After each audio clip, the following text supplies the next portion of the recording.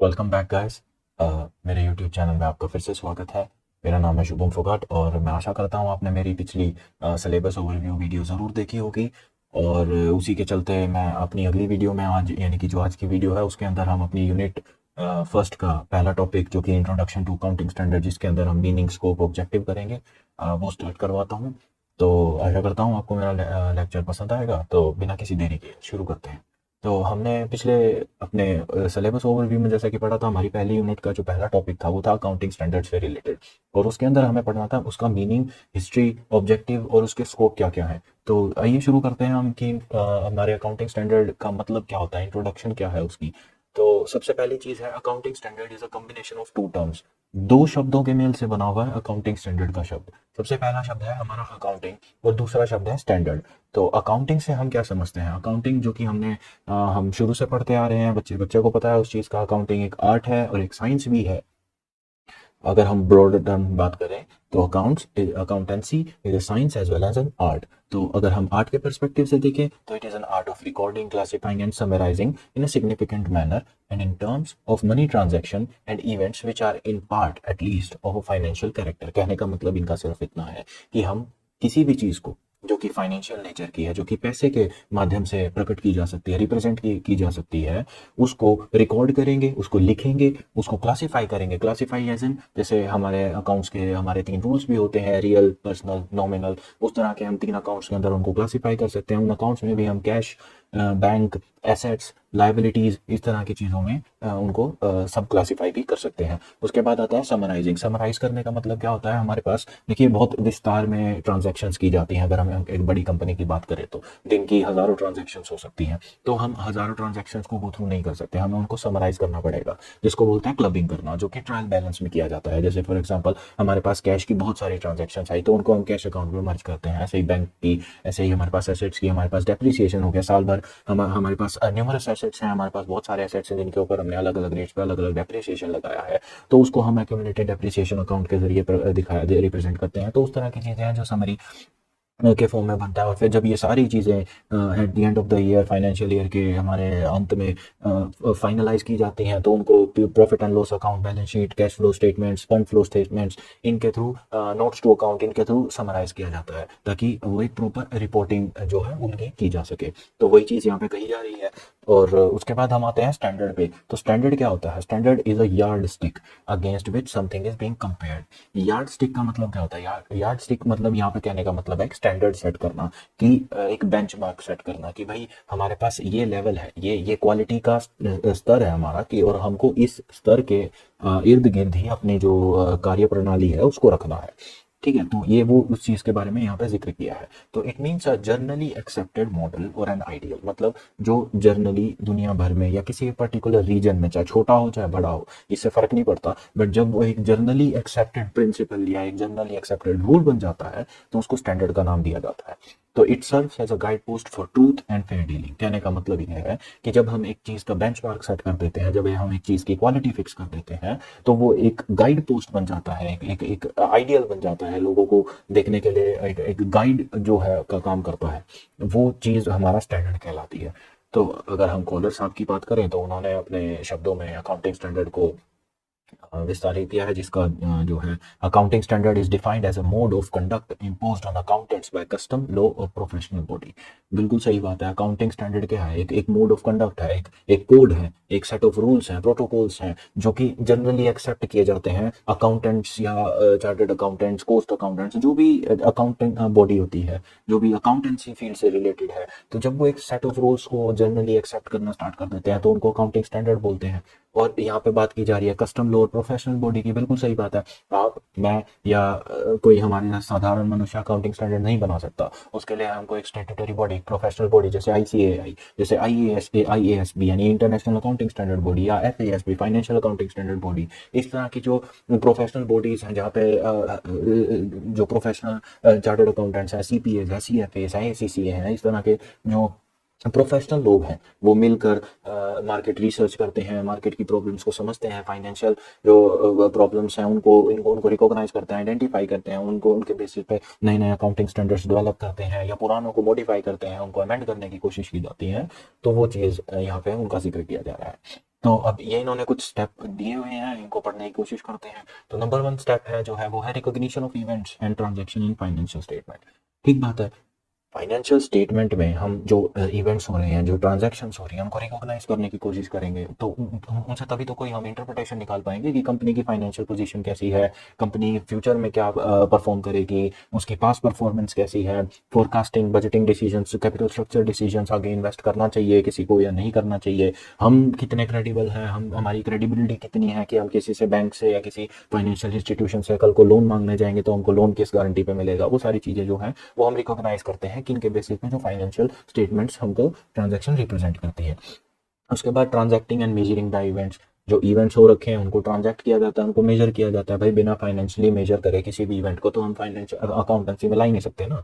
कोई बंदा रो रहा है, हम अकाउंटेंसी में इसकी एंट्री नहीं कर सकते, लेकिन कोई बंदा को पैसे का नुकसान हुआ है और वो उसलिए रो रहा है, तो हम उस पैसे के नुकसान को जरूर आइडेंटिफाई कर सकते हैं कि हाँ, अब हमारे पास एक सॉलिड एविडेंस है, उसके रोने को हम फाइनेंशियली मेजर कर पा रहे हैं कि उसको पैसे का नुकसान हुआ है, तो हम उसको जो है अकाउंटेंसी में एंटर करेंगे कि भाई उसको पैसे का नुकसान हुआ है। उसके बाद आता है presenting the same in financial statement manner that provide meaningful information to the user. अब उसको जो है ओवरऑल एक्यूमुलेट करके हम फाइनेंशियल स्टेटमेंट्स यानी कि हमारे profit and loss account, statement of profit and loss accounts, income and expenditure accounts, हमारे balance sheets, cash flow statements, इनमें रिप्रेजेंट करते हैं हम, ताकि हमारी जो एक मीनिंगफुल इन्फॉर्मेशन निकल सके यूजर्स के लिए। अब नॉर्मली आप हैं, मैं हूँ, हमको किसी भी कंपनी के अनटिल हम में से, आप में से कोई एक ऑडिटर या इस तरह की प्रोफेशनल बॉडी नहीं है, जर्नल्स या जो डेली ट्रांजैक्शन वाले जो रिसिप्ट्स एंड वाउचर्स होते हैं वो देखने की परमिशन नहीं होती है। ऑब्वियस सी बात है। हमें क्या परमिशन होती है? हमें परमिशन होती है उनकी फाइनेंशियल स्टेटमेंट्स यानी कि उनकी बैलेंस शीट्स देखने की, जो कि आपने बहुत बार देखा होगा न्यूज़पेपर में पब्लिश भी होती है। वो देख सकते हैं हम, उसमें कोई प्रॉब्लम नहीं है, क्योंकि वो एक पब्लिक इन्फॉर्मेशन है, वो एक पब्लिक डाटा है। तो वो चीज़ें हैं, क्योंकि हम उन्हीं से मीनिंगफुल इन्फॉर्मेशन निकाल सकते हैं। मैं आपको किसी कंपनी का एक वाउचर पकड़ा दूं, आप उससे क्या समझेंगे? उससे तो कोई इन्फॉर्मेशन नहीं निकलेगी, वो तो एक सिंगल पीस ऑफ पेपर है अपने आप में। लेकिन जब वो बहुत सारे वाउचर्स मर्ज हो जाते हैं, वाउचर्स की जर्नल एंट्री हो जाती है, जर्नल से लेजर पोस्टिंग हो जाती है, वो लेजर फिर ट्रायल बैलेंस में जो है पोस्टिंग होती है, ट्रायल बैलेंस में क्लबिंग हो जाती है, उन क्लबिंग को फिर फाइनली P&L और हम अपनी बैलेंस शीट में पोस्ट करते हैं। उनसे फिर हम कैश फ्लो स्टेटमेंट्स निकालते हैं, यानी कि हमारी कैश का कितना इनफ्लो हुआ है, कैश का कितना आउटफ्लो हुआ है, बेस्ड ऑन जो हमारी इन्वेस्टिंग, फाइनेंसिंग एंड इस तरह की एक्टिविटीज़ होती हैं, ऑपरेटिंग एक्टिविटीज़ होगी, इस तरह की एक्टिविटीज़ हैं। तो इनके बेसिस पे जो हम एक मीनिंगफुल डाटा कलेक्ट कर पा रहे हैं कि अब हमारे पास एक ट्रू एंड फेयर पिक्चर है पूरी ऑर्गेनाइजेशन की। हमारे पास, हमको सिर्फ ये नहीं पता कि इन्होंने आज दिन में इतना खर्चा करा है, हमें अब पता है कि इन्होंने पूरे साल में इनको कितना पैसा आया था और इन्होंने कितना पैसा जो है कमाया है, और अब इनका जो फ्यूचर है वो किस तरह फोरकास्ट किया जाएगा, इनकी जो पोजीशन है वो किस तरह डिराइव की जाएगी। वो सारी चीज़ें जो है हमारे पास अब एक मीनिंगफुल वे में गैदर हो जाती हैं। उसके बाद आते हैं disclosure requirement of events and transaction. जैसे मैंने आपको डिस्क्लोजर के बारे में पहले बताया था, डिस्क्लोजर्स को स्टेटमेंट्स होती हैं जो कि हमें एडिशनली दिखानी पड़ती हैं। एक डिस्क्लोजर एक तरह से एक एक एविडेंस होता है, एक इंश्योरेंस होता है एक कंपनी का, किसी भी फ्यूचर ट्रांजैक्शन है, फ्यूचर किसी भी कोई एक ऐसी मटेरियल इंफॉर्मेशन जिसका इम्पैक्ट अभी तो नहीं है और हो सकता है कल भी ना हो, लेकिन हो भी सकता है हो जाए। तो इस तरह की जो कंटिंजेंट नेचर की जो चीज़ें होती हैं, जिनको जिनको एक कंपनी को, लोगों को बताना पड़ता है कि भाई हमारे साथ ये ऐसे इवेंट्स हुए थे, अब फिलहाल इनकी हमारे पास कोई फाइनेंशियल इम्प्लीकेशन आई नहीं है, हो सकता है ना भी आए, लेकिन अगर इनकेस अगर आ जाती है तो हम इसको अपनी तरफ से डिस्क्लोज कर रहे हैं, हमारी तरफ से ये जानकारी सबके पास है। तो ऐसा नहीं हो कि कल को अगर ये सिचुएशन आ जाए तो आप कहो कि हमें ये पता नहीं था, तो अब सबको पता है। तो उस तरह के एक इंश्योरेंस हो गया उस तरह से। उसके बाद आते हैं हमारे पास sets of accounting standard in India. अब हमारे पास बात आती है कि भाई अकाउंटिंग स्टैंडर्ड इंडिया में कौन कौन से हैं। तो इंडिया में दो तरह के अकाउंटिंग स्टैंडर्ड्स चलते हैं, अपना इंडियन अकाउंटिंग स्टैंडर्ड्स या इंडियन स्टैंडर्ड ऑफ अकाउंटिंग। जैसे कि मैंने आपको सिलेबस वाली वीडियो में बताया था कि भाई अकाउंटिंग स्टैंडर्ड्स को जब इंडियन मार्केट के हिसाब से, Indian economic system, Indian financial system के हिसाब से मॉडिफाई कर दिया जाता है, तो उनको इंडियन अकाउंटिंग स्टैंडर्ड्स का नाम दे दिया जाता है। और दूसरे आते हैं इंडियन गैप। गैप की फुल फॉर्म होती है generally accepted principles of accounting. तो ये कंपनीज रूल 2006 के अकॉर्डिंग नोटिफाई किए गए हैं, और जो हमारे इंडियस है वो द कंपनीज रूल 2015 के अकॉर्डिंग नोटिफाई किए गए हैं। अच्छा, उसके बाद हमारे पास जो गैप है, जैसे कि हमने बोला generally accepted principle of accounting, तो हमारे पास दो तरह के गैप होते हैं। ये भी नेशनल गैप जो कि इंडियन, जो हमारे देश के हिसाब से मॉडिफाई किए गए होते हैं, और फिर होते हैं इंटरनेशनल गैप जो पूरे वर्ल्ड में जो है कॉमन सेट ऑफ रूल्स बनाए गए हैं कि भाई इनके हिसाब से जो है नेशन अपने अपने सर्टेन मॉडिफिकेशंस, अपने इकोनॉमिक पोजीशंस, अपने फाइनेंशियल जो सेक्टर है उनको देखते हुए बना सकती है। तो वो चीज़ हो गई। अच्छा, उसके बाद आते हैं ये मैंने आपको बता दिया, मैंने कंट्री में एक इट्स ओन स्टैंडर्ड्स वो चीज़, ठीक है। उसके बाद आते हैं आईएफआरएस कंप्लायंस के ऊपर। हम आईएफआरएस क्या होते थे? आईएफआरएस होते हैं हमारे इंटरनेशनल फाइनेंशियल रिपोर्टिंग स्टैंडर्ड्स, यानी कि जो रिपोर्टिंग स्टैंडर्ड्स होते हैं। रिपोर्टिंग का स्टैंडर्ड जैसे मैंने आपको बताया था, रिपोर्टिंग स्टैंडर्ड्स का मतलब है वो स्टैंडर्ड्स जो कि आपको रिपोर्टिंग करने में मदद करते हैं। आपने ट्रांजैक्शंस कर लिया, आपने इवेंट्स को रिकॉग्नाइज कर लिया, उनको आइडेंटिफाई कर लिया उनको, लेकिन जब बात समराइज की आती है, जब बात उनको रिकॉर्ड करने की आती है, तो हमारे को रिपोर्टिंग स्टैंडर्ड्स फॉलो करने पड़ते हैं। रिपोर्टिंग स्टैंडर्ड्स जैसे स्टैंडर्ड्स की मीनिंग मैंने आपको बताया था कि भाई स्टैंडर्ड एक सेट ऑफ रूल्स होते हैं कि भाई एक प्रॉपर फॉर्मेट सेट कर दिया, एक क्वालिटी सेट कर दी कि भाई इससे नीचे बात नहीं करनी, इसके इर्द गिर्द बात करनी है, है ना। तो वही यहाँ पे रिपोर्टिंग के स्टैंडर्ड्स भी काम करते हैं कि भाई हमने स्टैंडर्ड सेट कर दिया, हमने बेंचमार्क लगा दिया कि भाई ये फॉर्मेट है, इसी के इर्द गिर्द आपका फॉर्मेट जो है वो थोड़ा बहुत जो है ऊपर नीचे हो सकता है, बट प्राइमा फेसी आपका फॉर्मेट यही रहना चाहिए। उसके बाद यहाँ पे कंप्लायंस की बात आती है कि भाई कंप्लायंस क्या होता है? कंप्लायंस होता है आप किसी चीज़ को कितना कंप्लाई करते हो, आप किसी चीज़ के कितने फेवर में रहते हो, ठीक है। जैसे हम अपने कॉन्स्टिट्यूशन को कंप्लाई करते हैं, अपने कॉन्स्टिट्यूशनल राइट्स, कॉन्स्टिट्यूशनल ड्यूटीज़ जो है हमारी उनसे कंप्लाई करते हैं। अगर आपको टैक्स देना, आपकी लाइबिलिटी बनती है टैक्स की, तो आप टैक्स इनकम टैक्स एक्ट को कंप्लाई कर रहे हो टैक्स भरने के लिए। तो मतलब हम किसी चीज़ के साथ साथ, किसी चीज़ के पैरेलली, किसी चीज़ को फेवर कितना कर रहे हैं, उनके साथ जो है कितना एग्रीमेंट पे चल रहे हैं, तो वो चीज़ होती है कंप्लायंस। अब आता है IFRS adoption means countries adopting IFRS prepared by IASB. IASB की फुल फॉर्म होती है international accounting standard board. Accounting, ये आईएएसबी ही थी एक इंटरनेशनल जो स्टैट्यूटरी बॉडी या एक प्रोफेशनल बॉडी, इसको अगर मैं सही शब्दों में का इस्तेमाल करूँ तो, जिसने आईएफआरएस को नोटिफाई किया था, जिसने आईएफआरएस को डिजाइन किया था। उसके बाद आता है आईएफआरएस कन्वर्जेंस। दो चीज होती है देखो, अडॉप्शन एंड कन्वर्जेंस। अडॉप्शन होता है कि मैं जैसे का तैसे अडॉप्ट कर रहा हूँ, मैंने उसके अंदर कोई बदलाव नहीं करे हैं। अगर मेरे को किसी ने बोला 1+1=2 होता है, मैंने चुपचाप उसको मान लिया।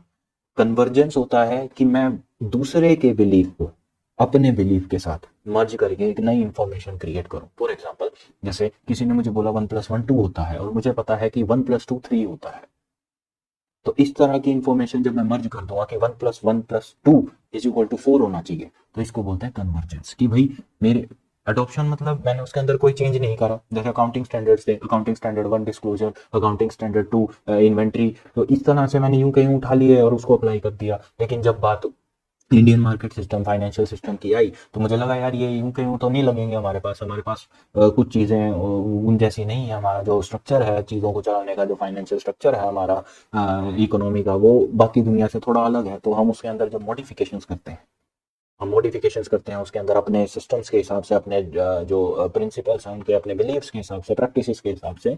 तो वो जब अमेंडमेंट्स या मॉडिफिकेशंस हो जाती हैं, तो उनको बोलते हैं कन्वर्जेंस। कि भाई मेरे ये बिलीफ थे, तुम्हारे ये बिलीफ है, और अब इन दोनों को हम कन्वर्ज कर देंगे, तो एक नए बिलीफ सिस्टम जो है, एक नया जो है स्टैंडर्ड जो है वो क्रिएट हो जाएगा, रिपोर्टिंग स्टैंडर्ड। तो उसको बोलते हैं कन्वर्जेंस। जैसे कि इसमें लिखा भी है, IFRS convergence means preparing domestic standards in accordance with IFRS, ठीक है। उसके बाद आते हैं हमारे पास ऑब्जेक्टिव ऑफ अकाउंटिंग स्टैंडर्ड। भाई अकाउंटिंग स्टैंडर्ड्स तो मैंने बता दिया तुमको। भाई अकाउंटिंग स्टैंडर्ड क्या होते हैं कि भाई एक ऐसे सेट ऑफ रूल्स होते हैं जिससे हम अकाउंटेंसी कर सकते हैं। लेकिन इसका पर्पस क्या था? भाई एक गुजराती लाला भी तो अकाउंटेंसी कर सकता था। एक एक तो मेरे पड़ोस का, आपके पड़ोस का दुकानदार जिसको अकाउंटेंसी का ए नहीं आता, वो भी तो खाते रखता है, वो भी तो हिसाब बिल्कुल ठीक करता है, और शायद आपसे और हमसे ज्यादा बेहतर हिसाब कर सकता होगा। तो जरूरत क्यों थी अकाउंटिंग स्टैंडर्ड्स की जब ऐसे काम चल ही रहा था? तो हम उसको पढ़ने की कोशिश करते हैं। तो ये है बेसिक मोटिव्स कुछ, ठीक है। तो लिखा हुआ है is to harmonise the different policies of accounting and procedure. बिल्कुल ठीक बात है। इससे इससे गहरी बात इनफैक्ट पूरे शायद चैप्टर में कहीं ना लिखी हो कि भाई देखो, अगर मैं 4 आदमियों को 100-100 रुपए दे दूं और उनको कुछ खर्चे बता दूं, तो हो सकता है कि वो चारों आदमी बिल्कुल एंटायरली अलग अलग हिसाब प्रेजेंट करें मेरे आगे, है ना। सबके प्लस माइनस करने के नतीजे वो तरीके अलग अलग हो सकते हैं। कोई शायद डिवाइड करके अपना कैलकुलेट कर ले, कोई माइनस करके करे, कोई प्लस करके करे, कोई शायद माइनस जो है मल्टीप्लाई करके कर सकता है। तो डिफरेंट पॉलिसीज थी मार्केट के अंदर, डिफरेंट पॉलिसीज थी। तो उनको जब हमने कलेक्टिवली पढ़ने की कोशिश करी, तो हमको लगा नहीं यार, सेम चीज का हिसाब उसका अलग आ रहा है, उसका अलग आ रहा है, ऐसे काम नहीं चलेगा। तो हमने क्या किया, हमने स्टैंडर्ड सेट करने स्टार्ट कर दिए।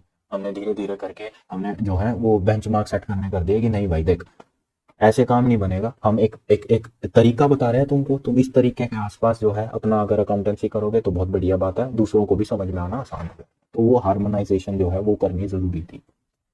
उसके बाद आता है जो है, जो इसका मेन ऑब्जेक्टिव है वो पहला है वर्ल्ड वाइड एक्सेप्टेंस। ठीक बात है यार, जब एक ऐसी चीज़ है जो कि इंटरनेशनल बॉडी ने दे रखी है, सबको सबको पूरी पूरी दुनिया भर की रिसर्च करके कोई ऐसी स्टैंडर्ड सेट कर दी है, तो भाई वो वर्ल्ड वाइड एक्सेप्ट भी होने चाहिए। मैं कोई ऐसी चीज़ जो है फॉलो करूंगा, मैं ऐसे रूल्स फॉलो करूंगा जो किसी इंटरनेशनल बॉडी ने दिया है, तो ये बहुत जाहिर सी बात है कि जो मेरे उन रूल्स को फॉलो करके जो रिजल्ट आ रहे हैं वो वर्ल्ड वाइड एक्सेप्टेबल भी होने चाहिए। ये बिल्कुल वाइस वर्सा खेल है। ठीक है। उसके बाद दूसरा जो हमारा पॉइंट आता है वो आता है हार्मोनाइजेशन ऑफ अकाउंटिंग पॉलिसीज। देखिए, एक जो डिफरेंस है वो समझना बहुत ज़रूरी है, स्टैंडर्ड अकाउंटिंग पॉलिसीज और अकाउंटिंग कन्वेंशंस का। तो इनका जो इनहेरेंट मीनिंग है, इनका जो लिटरल मीनिंग है, वो भी आपस में काफ़ी जो है अलग है। तो वो मैं आपको बताऊंगा। इसके बारे में एक अलग से डिटेल्ड जो है मैं क्लास लेक्चर रखने की कोशिश करूंगा, जल्द से जल्द कोशिश करूंगा इस लेक्चर के बाद ही वो लेक्चर भी आपको प्रोवाइड कर दिया जाए, ताकि आपको जो डिफरेंस है prima facie accounting standards, accounting policies और अकाउंटिंग कन्वेंशंस में पता चल जाए। तो उसके बाद आते हैं हम कन्फर्मिटी पे। कन्फर्मिटी का मतलब क्या होता है? कन्फर्मिटी का मतलब होता है to make two financial statement of a kind it becomes necessary that same set of rule is to be followed by the firms. देखो, बहुत सिंपल सी बात है। अगर मान लो एक जगह पे 4 लोग हैं, 10 लोग हैं, 100 लोग हैं, और वो सभी स्कूल्स जैसे होते हैं, स्कूल्स में आप याद करेंगे, चाहे स्कूल 1000 बच्चों का हो, चाहे स्कूल 10 बच्चों का, यूनिफॉर्म सबकी सेम होती थी, है ना? सबका रंग सेम होता था, चाहे किसी स्कूल की पूरी ब्लू है, किसी स्कूल की पूरी वाइट है, किसी का कुछ है, किसी का कुछ है। तो वो भी एक जो है एक एक स्टैंडर्ड ही था कि भाई अगर इस स्कूल में आना है तो वैसी यूनिफॉर्म पहन के आना, अदरवाइज आपको एंट्री नहीं देनी। तो वो भी अपने आप में एक स्टैंडर्ड ही था। तो इसी तरह से अकाउंटिंग स्टैंडर्ड भी होते हैं। जब हम सारी फर्म्स को कलेक्टिवली एक तरह के रूल्स बोलेंगे कि भाई तुमको यही रूल्स फॉलो करने हैं, तो चांसेस आर उन सब की जो रिप्रेजेंटेशन है, रिपोर्टिंग्स हैं, उनके जो रिजल्ट्स हैं, वो भी लगभग एक जैसे ही आएंगे। उनको समझना आसान होगा, उनसे फिर डिसीजंस, इन्वेस्टिंग डिसीजंस लेना आसान होगा। उनको उनको उनके जो फोरकास्टिंग है उनसे रिलेटेड उनकी क्रेडिबिलिटी निकालना आसान होगा। तो इस तरह की चीज़ें जो है वो अकाउंटिंग स्टैंडर्ड के थ्रू ही पॉसिबल होगा। उसके बाद आता है ऑब्लिटरेशन ऑफ एनी वेरिएंसेस। यही चीज़ हम बार बार डिस्कस कर रहे हैं। वेरिएंस कैसे आएंगे? जब हम 4 लोग, हम अलग अलग लोगों को अलग अलग रूल्स फॉलो करने देंगे, तो हर कोई अपने रूल्स के हिसाब से, हर कोई अपनी प्रैक्टिस के हिसाब से कैलकुलेशन करेगा। किसी का रिजल्ट कुछ आएगा, किसी का कुछ आएगा। लेकिन जब हम एक स्टैंडर्ड सेट कर देंगे कि भाई सबको यही फॉलो करना है, तो फिर वेरिएंसेस ही खत्म हो जाएंगे, डिफरेंस ही खत्म हो जाएंगे ना फिर तो। जैसे कि स्कूल की यूनिफॉर्म का एग्जांपल दिया मैंने आपको, अगर सारे बच्चे सफेद यूनिफॉर्म पहन के स्कूल आएंगे तो डिफरेंस कहाँ रहा? कुछ भी नहीं रहा, सारे ही सफेद हैं। तो जो पॉइंट ऑफ डिस्टिंक्शन था वो खत्म हो जाएगा इससे। तो प्रॉपरली रेगुलेटेड, अब ऑब्वियस ही बात है, जब एक ही बॉडी, जब सारी मतलब एक प्रोफेशनल बॉडी कुछ स्टैंडर्ड जो है सेट ऑफ रूल्स हैं वो इम्प्लीमेंट कर देती है, तो वो जिनके ऊपर अप्लाई होते हैं, तो जो कलेक्टिवली, तो वो सारी चीज़ें हैं वो प्रॉपरली रेगुलेट हो सकती हैं। उनको उनको उनकी प्रॉपरली ग्रीवेंसेस समझी जा सकती हैं उसके बाद। तो वो सारी चीज़ें भी अकाउंटिंग स्टैंडर्ड्स के थ्रू ही पॉसिबल रही थी। ये ऑब्जेक्टिव्स थे उनके, जो कि ऑब्जेक्टिव पूरे करने में काफ़ी सक्षम भी हैं अकाउंटिंग स्टैंडर्ड्स। क्योंकि आपने कभी खुद नहीं सुना होगा अकाउंटिंग स्टैंडर्ड को लेकर कोई बहस छिड़ गई, ऐसा नहीं होता। इनके अंदर रिसर्च होती रहती हैं, अमेंडमेंट्स होते रहते हैं, चेंजेस आते रहते हैं, कन्वर्जेंस भी होती रहती है, अडॉप्शंस भी होती रहती हैं। NDS देखो कितना रिसेंट था। तो इस तरह की चीज़ें होती रहती हैं, but these are not far fetched things, तो they are more regulated than anything else. And तो उसके बाद हमारे पास जो इंपॉर्टेंट, बहुत बहुत ज़्यादा इंपॉर्टेंट चीज़ आती है, वो आती है procedure of setting up accounting standard. Accounting standards तो हमने पढ़ लिए क्या होते हैं, अकाउंटिंग स्टैंडर्ड का ऑब्जेक्टिव भी समझ लिया कि अकाउंटिंग स्टैंडर्ड बनाए क्यों गए थे। अब हम उनको समझना ये है कि इनको बनाने का तरीका क्या होता है। आप और मैं जैसे आम आदमी, साधारण आदमी तो अकाउंटिंग स्टैंडर्ड नहीं बना सकते ना। और अगर हम बना सकते तो फिर अकाउंटिंग स्टैंडर्ड शब्द ही क्यों आता? वो तो पहले अकाउंटिंग पॉलिसी थी ना, कि मैं कुछ और कर रहा हूँ, आप कुछ और कर रहे हो, तो हिसाब वही है सेम। अकाउंटिंग स्टैंडर्ड लाए इसलिए गए ना, ताकि सबको एक एक बास्केट में डाला जा सके। तो वो प्रोसीजर जो है वो समझना हमको बहुत ज़रूरी है। तो इसकी थोड़ी एक बार थ्योरी एनालाइज करने की कोशिश करते हैं। In India the term standard gains popularity from the establishment of ASB। अब ASB क्या होता है? ASB होता है अकाउंटिंग स्टैंडर्ड बोर्ड, जो कि अप्रैल 1977 में institute of chartered accountant of India ने एस्टैब्लिश किया था। तो ये स्पेसिफिकली इसीलिए एस्टैब्लिश हुई थी बॉडी, ताकि अकाउंटिंग स्टैंडर्ड्स बनाए सके। तो the term accounting standard may be defined as published statement televised every once in a while by professional organization of accounting or organizations which has adequate association with it. Such institution of accounting and bodies of accounting are presently found in numerous economies globally, for example AFB India, Financial ASB USA and ASB UK. नाम और सबके same है, accounting standard board है, वो obviously बात है, accounting standard board को आप आरबीआई तो बोलेंगे नहीं, accounting standard board, accounting standard को बना रही है चीज़ तो उसको एएसबी बोल दो, सिंपल सी बात है, उसके आगे पीछे कुछ भी लगाओ क्या फर्क पड़ता है। तो हमारी इंडिया में अकाउंटिंग स्टैंडर्ड जो है अकाउंटिंग स्टैंडर्ड बोर्ड के द्वारा दिए जाते हैं, वो टाइम टू टाइम जो है पब्लिश होते रहते हैं, नए सर्कुलर्स के थ्रू, नए नोटिफिकेशंस के थ्रू, उनके अंदर चेंजेस आते रहते हैं, कभी छोटा चेंजेस होता है, कभी बड़ा चेंजेस होता है, तो इस तरह की जो है रेगुलर इसके अंदर रिविजन्स चलती रहती हैं। पर प्राइमरीली जो हमको याद करने वाला फैक्ट है यहाँ पे वो ये है कि 1977 अप्रैल में institute of chartered accountant of India यानी आईसीएआई ने अकाउंटिंग स्टैंडर्ड बोर्ड का जो है वो उद्घाटन किया था।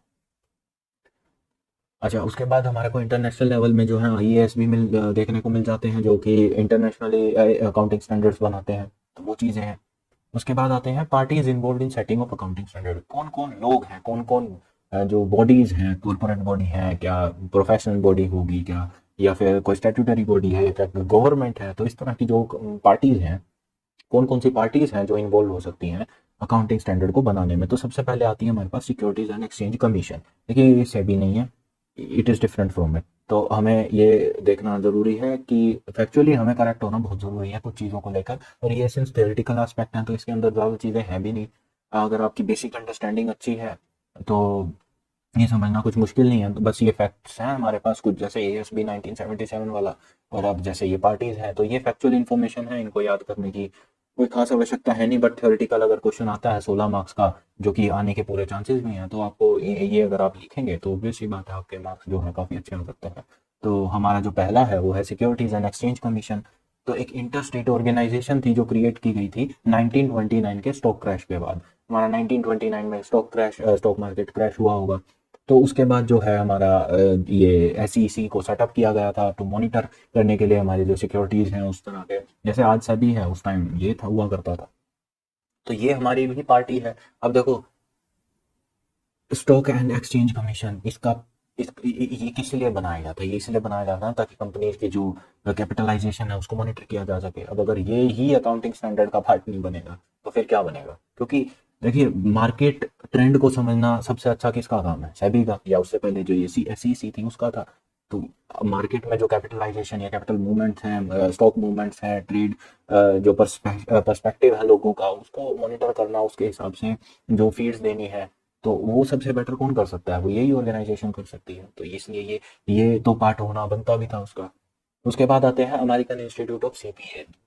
देखिए जैसे हमारे भारत देश में चार्टर्ड अकाउंटेंट्स होते हैं सीए जिनको बोलते हैं, जो आईसीएआई द्वारा वो किए जाते बनाए जाते हैं, वैसे ही अमेरिका में सीपीएस होते हैं जिनका इनकी फुल फॉर्म होती है सर्टिफाइड पब्लिक अकाउंटेंट्स।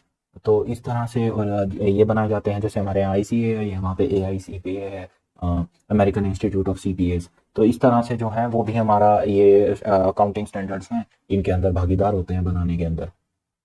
ये कुछ फैक्चुअल इन्फॉर्मेशन है, ये इतनी कोई खास आवश्यकता रखती नहीं है, लेकिन फिर भी एक बार इन पर जरूर नजर मारते हैं हम। तो bureau of reckoning series of action, तो ये एक ब्यूरो जो है बनाया गया था जिसका जो टाइम पीरियड रखा था वो इन्होंने 1939 टू 1959 यानी लगभग 20 साल जो है ये ऑपरेशनल रहा था। इसने 51 अकाउंटिंग रिसर्च बुलेटिन्स जो हैं वो पब्लिश करे थे, और जो इनका मेन मोटिव था वो था प्रॉब्लम बाय प्रॉब्लम, जो इनकी अप्रोच थी वो फेल हो गई। देखिए क्या होता है कि आप प्रॉब्लम आइडेंटिफाई कर लो, आप प्रॉब्लम पे रिसर्च कर लो, लेकिन जब तक आप उस प्रॉब्लम को सॉल्यूशन ड्रिवन बेसिस पर नहीं इवेल्युएट करोगे तब तक वो प्रॉब्लम परसिस्टेंट रहेगी, वो चेंज नहीं होगी, वो कभी नहीं जाएगी। तो you have to be solution driven, you have to be problem solving nature. तो ये ब्यूरो जो था ये प्रॉब्लम आइडेंटिफाई तो कर पाया, इसने अपने जो रिसर्च थे उनके अंदर प्रॉब्लम्स को आइडेंटिफाई किया, 51 प्रॉब्लम्स थी जिनको आइडेंटिफाई किया, लेकिन उसको सॉल्यूशन नहीं कर पाए। हो सकता है उस वक्त इतनी रिसर्च प्रैक्टिसेस ना रही हों, बट जो भी है इनकी जो प्रॉब्लम थी वो जो प्रॉब्लम सॉल्व करने का जो तरीका था, आइडेंटिफाई करने का तरीका था, वो फेल हो गया, जिसकी वजह से ये 1959 में कोलैप्स कर गया। उसके बाद हमारे पास जो दूसरे नंबर पे बनाया गया वो था अकाउंटिंग प्रिंसिपल्स बोर्ड, जिसका जो टाइम पीरियड था वो रखा था 1959 से 1973। इसने भी 31 अकाउंटिंग प्रिंसिपल्स के बोर्ड ओपिनियंस जो है सबमिट करे थे, और इन्होंने ये जो बनाया गया था वो था रिकमेंडेशन ऑफ रीट कमेटी अडॉप्टेड इन 1973। देखिए इतना कोई खास काम की बात नहीं है, फैक्चुअल इन्फॉर्मेशन है। ये अपने एआईसीपीए के द्वारा दो ब्यूरोज जो बॉडीज क्रिएट की गई थी अकाउंटिंग स्टैंडर्ड्स बनाने के लिए, दोनों ही फिलहाल बंद है, तो एक बार नज़र मार लीजिएगा। बट इनका कोई एग्जाम से रिलेटेड इतना खास जो है आवश्यकता नहीं है। उसके बाद हमारे पास आते हैं financial accounting standard boards, FASB। देखिए IASB एंड FASB ये दो तरह की बॉडीज होती हैं। IASB इंटरनेशनल लेवल की होती है और FASB जो है वो एक कॉमन जनरल ऑर्गेनाइजेशन है जिसको फाइनेंशियल अकाउंटिंग स्टैंडर्ड बोर्ड भी बोलते हैं। तो इसका जो है, इसकी 3 ऑर्गेनाइजेशन है इसके अंदर। जो सबसे पहली ऑर्गेनाइजेशन है वो है फाइनेंशियल अकाउंटिंग फाउंडेशन, दूसरी है फाइनेंशियल अकाउंटिंग स्टैंडर्ड बोर्ड, तीसरी है financial accounting standard advisory council. तो सबसे पहले फाउंडेशन, उसके बाद स्टैंडर्ड सेटिंग बोर्ड, उसके बाद हमारे पास एडवाइजरी आता है। तो ये चीज़ें हैं। Chooses the member of FASB which has 7 full time members, ये भी इतनी इंपॉर्टेंट चीज़ नहीं है। अब बस इनका ओवरव्यू ले लीजिएगा, मैं ये PDF ज़रूर शेयर कर दिया करूँगा हर वीडियो के नीचे। तो आप एक बार अगर इनका ओवरव्यू ले लेंगे तो जाहिर सी बात है आपको फ़ायदा हो सकता है। उसके बाद हम आते हैं the standard procedure of AS board can be summarise as follows in brief. हाँ, तो ये जो है स्टैंडर्ड सेटिंग के इन्होंने प्रोसीजर दे रखे हैं अकाउंटिंग स्टैंडर्ड बोर्ड के। तो हम देखेंगे रिकॉग्निशन ऑफ एरिया। जाहिर सी बात है, आपको अगर किसी चीज़ के बारे में या किसी कुछ भी करने से पहले पहले तो आपको यही डिसाइड करना पड़ेगा ना कि मेरा एरिया क्या है। कल को आप भी रिसर्च में जाएंगे तो आप पहले सबसे पहले आपका अपना जो एरिया ऑफ रिसर्च है वही रिकॉग्नाइज करेंगे। दूसरी चीज़ आती है हमारे पास कंपोजिशन ऑफ स्टडी ग्रुप्स। हम कुछ चुनिंदा लोगों को इकट्ठा करेंगे जो इस मामले में जो म्यूचुअल इंटरेस्ट शेयर करते हैं। तो ये प्रोफेशनल्स हो सकते हैं, CAs हो सकते हैं, CPAs हो सकते हैं, USA में या UK में जो भी टर्मिनोलॉजी यूज़ की जाती है प्रोफेशनल्स को लेकर। तो इस तरह के कुछ लोगों को हम इकट्ठा करते हैं जो एरिया को रिकॉग्नाइज करने में म्यूचुअली इंटरेस्टेड होते हैं। उसके बाद आता है preparation and circulation of draft. देखिए, कुछ भी काम होता है उसको फाइनलाइज करने से पहले एक ड्राफ्ट रिपोर्ट क्रिएट की जाती है। वो ड्राफ्ट एक डेमो रिपोर्ट की तरह होती है कि भाई देखो हमारे पास एक ऐसा सा आइडिया है। वो एक बहुत रफ सी रिपोर्ट होती है, उसके अंदर कुछ भी फाइनलाइज नहीं होता, कुछ भी फॉर्मेटेड नहीं होता, कुछ भी स्टैंडर्ड के हिसाब से नहीं होता। वो एक रफ पेज पे जैसे रफ वर्किंग होती है उस तरह होता है। तो हम वो जो है ड्राफ्ट प्रिपेयर करते हैं कि हमारे पास ये एरिया है, इस एरिया में ये प्रॉब्लम क्रिएट हुई है और हमारे पास हमने ये प्रॉब्लम आइडेंटिफाई करी और हमारे हिसाब से इसका ये सोल्यूशन होना चाहिए। तो ये एक ड्राफ्ट जो है वो हम क्रिएट करते हैं, ये सॉरी जो स्टडी ग्रुप है वो क्रिएट करती है। उसके बाद ये जो ड्राफ्ट है ये ICAI जो हमारा institute of chartered accountant of India है उसको शेयर किया जाता है, सेबी को शेयर किया जाता है, कैग यानी controller and auditor general of India जो हमारे सरकारी ऑडिट्स वगैरह करवाता है, उस तरह की जो बॉडी है CBDT यानी कि central board of direct tax, इनके पास सजेशंस के लिए भेजा जाता है कि देखो मेरे पास एक ये रफ्ता जो है मैंने वो प्रपोज किया है, आप इसको एक बार रिव्यू कीजिए, इसके अंदर अगर आपको कोई कमी लगती है तो आप अपनी सजेशंस दे दीजिए। उसके बाद आता है assessing the comments of different bodies on draft. जब हमारे पास ICAI, सेबी, कैग और CBDT जैसे जो बॉडीज हैं, गवर्नमेंट बॉडीज हैं, उनकी रिकमेंडेशंस आ जाती हैं, उनकी सजेशंस आ जाती हैं, उनकी करेक्शंस आ जाती हैं, तो वो हम उसके अंदर इनकॉर्पोरेट किया करते हैं। हम देखते हैं कि इनमें से कौन सी सजेशन सही है, कौन सी नहीं है, कौन सी करेक्शन हमें करनी चाहिए, कौन सी नहीं करनी चाहिए, कौन सी रिकमेंडेशंस हमको और ऐड करनी चाहिए, क्या चीज़ें हैं जो आगे आने वाले फ्यूचर में कितनी प्रोडक्टिव हो सकती हैं, कितनी गलत हो सकती हैं। तो वो जितनी भी सजेशंस, जितनी भी रिकमेंडेशंस हमको इन बॉडी से या जिन भी पार्टीज़ को हमने शेयर किया उनसे मिलते हैं, तो वो हमको उसके अंदर मॉडिफाई करने पड़ते हैं। उसके बाद जो है हमारे पास एक फाइनलाइजेशन आ जाता है। हमारे पास अपना जो ड्राफ्ट है वो फाइनलाइज करने को हमको मिल जाता है जब हम सारी सजेशंस को इनकलकेट कर देते हैं हमने इनिशियल ड्राफ्ट में। उसके बाद आता है मॉडिफिकेशन ऑफ ड्राफ्ट। उसके बाद ये है फाइनल स्टेप। मॉडिफिकेशन इसके अंदर सिर्फ फॉर्मेट बेस्ड किए जाते हैं, इसके अंदर कोई भी जो कंसेप्चुअल चीज़ें हैं वो लॉक ऑलरेडी हो चुकी होती हैं आफ्टर सजेशंस। ये स्टेज पे हम सिर्फ उसको एक प्रॉपर फॉर्मेट दे देते हैं, जैसे उसकी अलाइनमेंट ही कर दी, एक सर्कुलर टाइप बना दिया उसको, एक ऑफिशियल डॉक्यूमेंट की तरह उसको प्रेजेंट करने के लिए मॉडिफिकेशन की जाती है। और उसके बाद जब ये काम किया जाता है तो वो फाइनली हमारी जो अथॉरिटेटिव बॉडी है ICAI और सेबी और ये सब क्या है, इन सब के द्वारा जो है वो सर्कुलर के द्वारा पब्लिश कर दिए जाते हैं। तो ये हमारा जो है स्टेप बाय स्टेप जो प्रोसीजर है अकाउंटिंग स्टैंडर्ड्स का इशू करने का इंडिया में। तो मैं एक बार दोबारा से उसको रिपीट कर देता हूँ। वो है, सबसे पहले हम एरिया रिकॉग्नाइज करते हैं कि प्रॉब्लम कहाँ है, उसके बाद हम एक स्टडी ग्रुप क्रिएट करते हैं प्रोफेशनल्स का जो उस प्रॉब्लम को सॉल्व कर सकते हैं।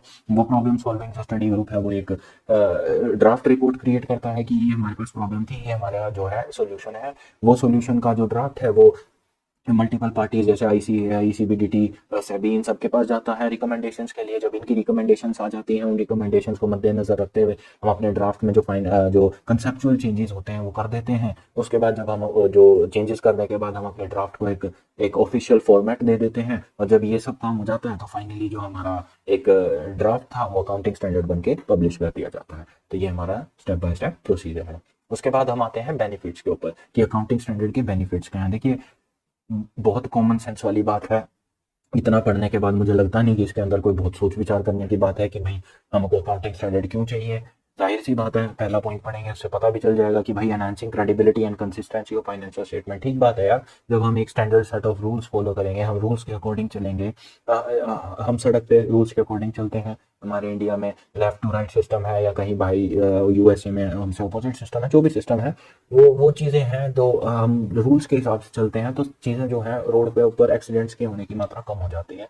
सिमिलरली अगर हम अकाउंटिंग स्टैंडर्ड को फॉलो करते रहेंगे तो अकाउंटेंसी में जो गलतियां हैं, ओमिशंस हैं, मिसरिप्रेजेंटेशन है या फ्रॉड्स हैं, उस तरह जो ये चांसेस हैं वो काफ़ी कम हो जाते हैं, जिससे हमारी जब हमारी रिपोर्ट्स अच्छी होंगी, true and fair picture represent करेगी, तो हमारी क्रेडिबिलिटी भी बढ़ाएगी। भाई रिपोर्ट्स रिलायबल है तो बंदा भी क्रेडिबल होगा, भरोसे वाला होगा।